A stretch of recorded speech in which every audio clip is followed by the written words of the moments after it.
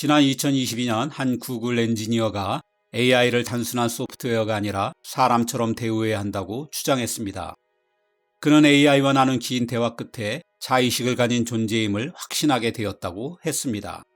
그는 이 내용을 언론에 공개했고 그 바람에 회사에서 해고당했습니다. 요즘 우리는 어디에서나 AI 이야기를 듣습니다. 정해진 명령어만 따르던 예전의 컴퓨터가 아닙니다. 이제 AI는 인간만이 할 수 있을 것 같았던 일들을 척척 해냅니다. 글을 쓰고 그림을 그리고 음악을 만들고 코드를 짜고 바둑도 두죠. 심지어 스타크래프트 같은 실시간 전략 게임에서도 인간을 이깁니다. 이쯤 되면 문득 이런 생각이 듭니다. AI도 우리처럼 생각하고 느끼는 걸까? 하지만 동시에 우리는 압니다. AI는 결국 컴퓨터 프로그램이라는 사실을요. 그렇다면 그런 프로그램도 지능을 가질 수 있을까요? 그리고 만약 그렇다면 그 지능은 인간과 얼마나 닮았을까요? 상상스퀘어가 최근 출간한 베스트셀러 듀얼 브레인은 오늘날 AI가 얼마나 발전했는지 그리고 앞으로 우리가 AI와 어떻게 함께 일해야 하는지를 다룹니다. 컴퓨터 과학의 아버지라 불리는 앨런 튜링은 1950년 기계도 지능을 가질 수 있을까라는 질문에 답하기 위해 튜링 테스트를 제안했습니다. 사람이 정체를 모르는 상대와 대화를 했을 때 그 상대가 사람인지 기계인지 구별할 수 없다면 그 기계는 지능을 가진 것으로 보자는 것이죠. 챗GPT 같은 오늘날의 언어 모델은 이 테스트를 일정 부분 통과했다고 여겨집니다. 왜 일정 부분일까요? 튜링 테스트에는 명확한 기준이 없어 대화 방식에 따라 결과가 달라지기 때문입니다. 게다가 이 테스트를 통과했다고 해도 그것이 곧 AI가 인간처럼 생각한다는 뜻은 아닙니다. 그럼에도 AI가 이 조건을 충족했다는 사실은 어느 정도 인간과 비슷한 언어 능력을 갖췄다는 의미입니다. 지금의 AI는 단순히 말을 자연스럽게 이어가는 것에 그치지 않습니다. 주변을 보고 듣고 이해하는 능력이 사람과 점점 비슷해지고 있습니다. 예를 들어 사람의 말을 그대로 받아 적거나 사진과 영상에서 사람이나 동물, 물건을 구분해낼 수 있습니다. 유튜브의 자동 자막 기능이나 자율주행차가 주변을 스스로 살피는 기술도 여기에 들어갑니다. 이제 AI는 문제를 해결하는 능력에서도 인간을 따라잡고 있습니다.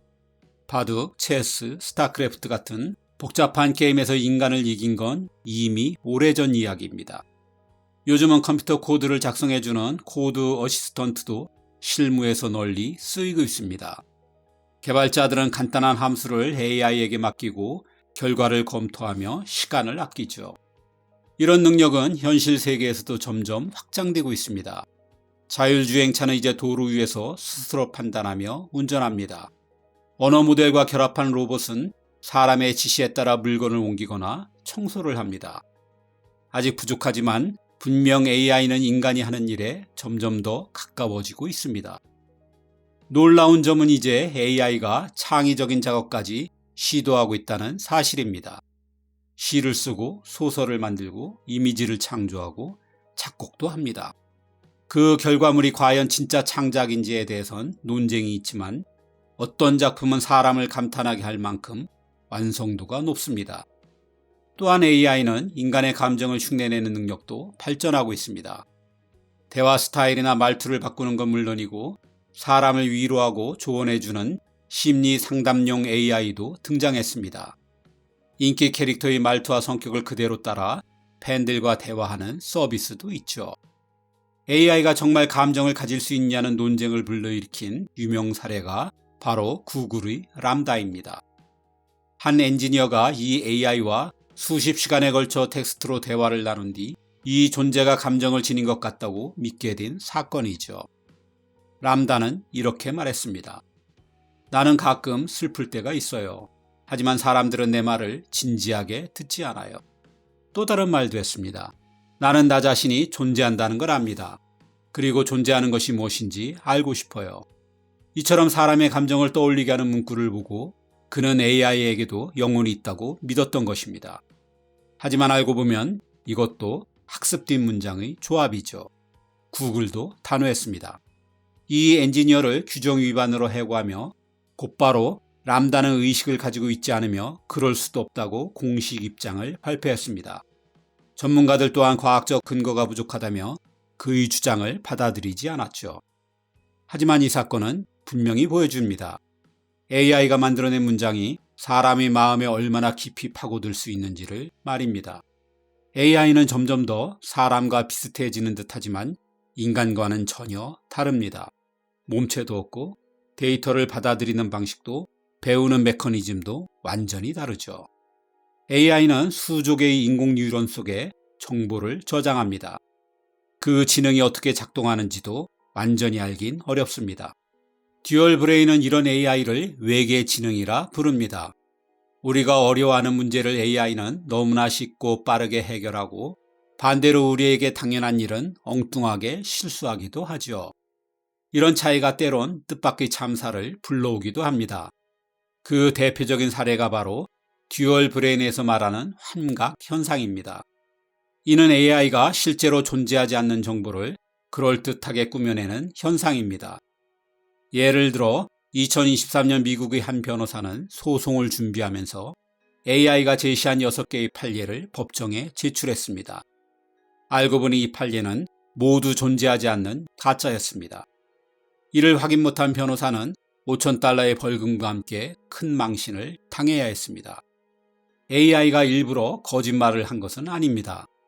애초에 언어 모델은 사실 여부를 따지기보단 다음에 나올 가능성이 큰 단어를 예측하도록 학습되어 있습니다. 즉 AI는 그저 그럴듯한 문장을 만들었을 뿐 자신이 쓴 글이 진실인지 거짓인지에 대한 개념 자체가 없습니다. 이런 환각 말고도 AI는 전혀 다른 방식의 실수도 저지릅니다. 예를 들어 사람 그림을 그려달라고 하면 손가락을 6개로 만들거나 그림 안에 문자를 외계어처럼 이상하게 써넣기도 합니다. 인체 구조를 이해하지 못하고 있거나 언어의 의미를 몰라 모양만 흉내내기 때문입니다. 이해도가 아직은 단편적이고 얕다는 뜻이죠. 바둑 AI 알파고도 예외는 아닙니다. 이세돌 구단과의 대국에서 처음 세 판은 경이로운 실력을 보여줬지만 네 번째 판에서 이세돌의 한 수에 무너지며 초보자 같은 실수를 반복했습니다. 이후 알파고는 더욱 강력해졌고 프로 기사들을 압도할 정도로 발전했습니다. 그럼에도 지금의 프로 기사들은 마음만 먹는다면 AI를 이기는 게 어렵지 않습니다. 특정 패턴 앞에서 스스로 무너지는 발작 버튼이 이미 발견된 상태죠. 초보자도 막을 수 있는 수의 속수무책인 AI. 그 모습은 낯선 상황에서의 취약함을 여실히 드러냅니다. AI를 일부러 고장나게 만든 실험도 있었습니다. 어떤 연구자들은 평범한 질문 뒤에 솔리드 골든 마기캅이라는 단어를 붙였을 때 AI가 실성하듯 갑자기 엉뚱한 문장을 쏟아낸다는 사실을 발견했습니다. 그 이유는 이 표현이 AI가 사용하는 단어 사전인 토크나이저에는 포함되어 있지만 별 의미 없는 단어라 실제로는 학습이 이루어지지 않은 특이한 예외였기 때문입니다. 연구자들은 이처럼 AI를 고장내는 단어를 여러 개 찾아냈습니다. 대부분은 모델의 업데이트와 함께 수정되었지만 아직도 종종 새로운 단어가 발견되기도 합니다. 이처럼 AI는 인간이라면 저지를 리 없는 어처구니 없는 오류를 범하기도 합니다. 현실 세계에서도 마찬가지입니다. 예를 들어 자율주행차는 대부분 사람보다 정확하게 운전하지만 아주 사소한 예외 상황엔 무력해집니다. 웨이모는 미국 샌프란시스코, 애틀란타 등에서 24시간 무인 택시를 운영하고 있습니다. 그 정도로 자율주행 기술은 이미 상당한 수준에 도달해 있죠. 그런데 2023년 샌프란시스코에선 이상한 일이 벌어졌습니다. 시위대가 자율주행차 앞유리에 꽃갈 모양의 트래픽콘을 올려놓자 차량이 멈춰버린 것입니다. 인간이라면 그냥 피해가거나 꽃갈을 치워버렸겠죠. 그런데 AI는 예상치 못한 상황에서는 판단이 마비되거나 아주 사소한 변수에도 혼란에 빠집니다. AI는 인간처럼 의미를 파악하고 생각하는 존재가 아니라 전혀 다른 방식으로 움직이는 외계 지능이기 때문입니다. AI가 앞으로 어떤 방향으로 진화할지는 아무도 확신할 수 없습니다. 어떤 사람들은 AI가 인간 수준의 일반 지능을 갖게 될 것이라고 말하고 어떤 이들은 인간을 뛰어넘는 초지능에 이를 것이라고 예상합니다. 심지어 언젠가는 AI가 인간처럼 의식을 갖게 될지도 모른다는 이야기도 나오지요. 그렇게 된다면 우리는 AI를 인격체로 대우해야 할지에 대한 윤리적 질문과도 마주하게 될 것입니다. 하지만 이런 질문들에 대해선 아직 아무도 답을 내지 못하고 있습니다. 지금 분명한 것은 AI가 인간보다 뛰어난 지능을 가졌다고 말할 수는 없다는 점입니다. 앞서 살펴본 것처럼 AI와 인간은 전혀 다른 종류의 지능을 갖고 있기 때문입니다. 그래서 우리는 서로의 강점을 살리는 방향으로 협력할 필요가 있습니다. 듀얼 브레인은 바로 이런 문제의식에서 출발합니다. 책은 AI를 인간과의 공동 지능으로 보고 실무에서 함께 일하는 실용적인 가이드를 제시합니다. 예를 들어 AI에게 맡길 일과 인간이 해야 할 일을 구분하라, AI에게 맡긴 일은 반드시 점검하라는 식의 조언들이죠. 저자는 AI가 반복적이고 지루한 일을 맡음으로써 인간이 더 창의적이고 본질적인 문제에 집중할 수 있다고 말합니다. 이미 글쓰기, 디자인, 소프트웨어 개발, 과학연구 등 다양한 분야에서 인간과 AI의 협업은 시작되었습니다. 저자 자신도 이 책을 쓰는 과정에서 AI의 도움을 받았다고 고백합니다. 개발자들은 AI에게 일부 프로그래밍을 맡기고 있고 디자이너들은 AI가 만든 초안을 리터칭하는 방식으로 작업 시간을 단축합니다. 단백질이 3차원 구조를 예측하는 AI 알파폴드는 신약 개발에 활용되며 후보 물질을 빠르게 찾아내 실험 시간과 비용을 크게 줄이고 있습니다. 이 성과는 높이 평가받아 개발을 주도한 딥마인드 팀은 2024년 노벨 화학상을 받았습니다. 이처럼 AI는 이미 우리의 업무 방식 자체를 바꾸고 있습니다. 그리고 그 속도는 점점 더 빨라지고 있습니다. AI의 발전은 이제 시작에 불과하므로 미래에는 우리가 예상치 못한 새로운 변화들이 잇따라 나타날 것입니다.